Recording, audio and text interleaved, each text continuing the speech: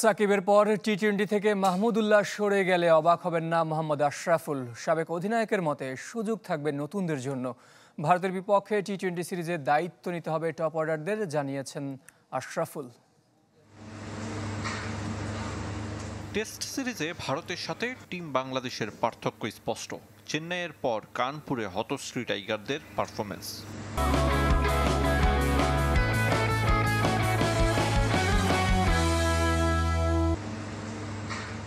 Format বদলেছে, রঙিন পোশাকে প্রত্যাশা পূরণে প্রত্যয়ী নাজমুল শান্তর দল।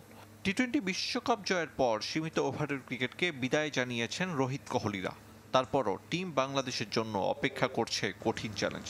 তাই ব্যাটারদের দায়িত্বশীল হওয়ার আহ্বান মোহাম্মদ আশরাফুলের।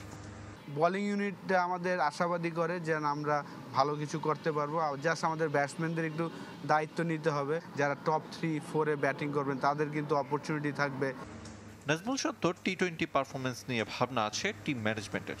সবশেষ 15 ইনিংস আগে এ ফরম্যাটে পেয়েছিলেন হাফ সেঞ্চুরি।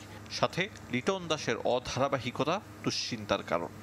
আমাদের ক্যাপ্টেন শান্তর পারফরমেন্সটা যেভাবে আমরা আশা করছিলাম সেইভাবে টি-20 ফরম্যাটে অতটা ভালো করতে পারছে না, এবং লিটনের কাছ থেকেও আমরা আরেকটু বেটার পারফরমেন্স আশা করি।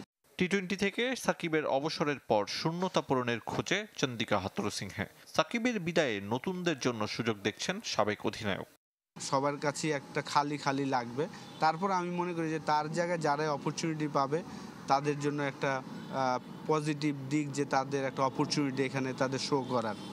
এই সিরিজ দিয়ে মাহমুদুল্লাহ টি-20 থেকে অবসর নিলে অবাক হবেন না মোহাম্মদ আশরাফুল।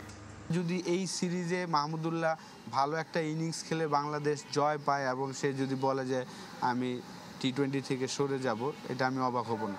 আরিফুল ইসলাম, চ্যানেল 24, ঢাকা।